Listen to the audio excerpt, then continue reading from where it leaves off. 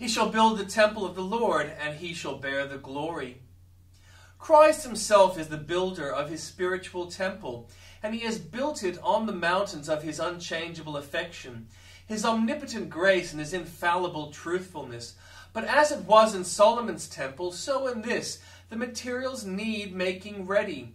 There are the cedars of Lebanon, but they are not framed for the building. They are not cut down and shaped and made into those planks of cedar, whose odoriferous beauty shall be made the courts of the Lord's house in paradise. There are also the rough stones still in the quarry. They must be hewn thence and squared. All this is Christ's own work. Each individual believer is being prepared and polished and made ready for his place in the temple. But Christ's own hand performs the preparation work. Afflictions cannot sanctify excepting as they are used by him to this end.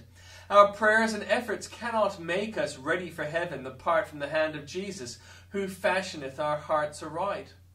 As in the building of Solomon's temple, there was neither hammer nor axe nor any tool of iron heard in the house, because all was brought perfectly ready for the exact spot it was to occupy.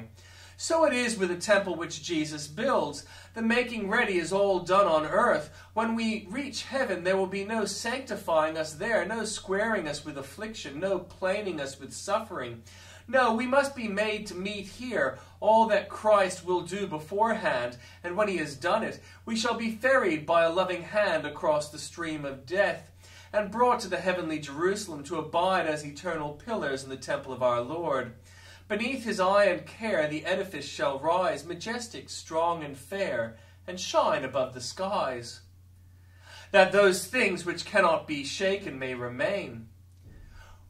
We have many things in our possession at the present moment which can be shaken, and it ill becomes a Christian man to set much store by them.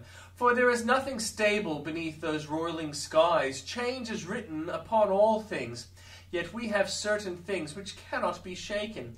And I invite you this evening to think of them, that if the things which can be shaken should all be taken away, you may derive real comfort from the things that cannot be shaken, which will remain. Whatever your losses have been, or may be, you enjoy present salvation.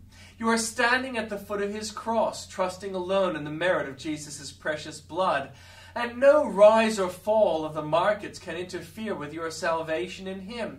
No breaking of banks, no failures and bankruptcies can touch that. Then you are a child of God this evening. God is your Father. No change of circumstances can ever rob you of that. Although by losses brought to poverty and stripped bare, you can say, he is my Father still. In my Father's house are many mansions, therefore will I not be troubled. You have another permanent blessing, namely the love of Jesus Christ. He who is God and man loves you with all the strength of his affectionate nature. Nothing can affect that. The fig tree may not blossom, and the flocks may cease from the field. It matters not to the man who can sing, my beloved is mine, and I am his. Our best portion and richest heritage we cannot lose. Whatever troubles come, let us play the man. Let us show that we are not such little children as to be cast down by what may happen in this poor, fleeting state of our time. Our country is Emmanuel's land. Our hope is above the sky, and therefore calm as the summer's ocean, we will see the wreck of everything earthborn and yet rejoice in the God of our salvation.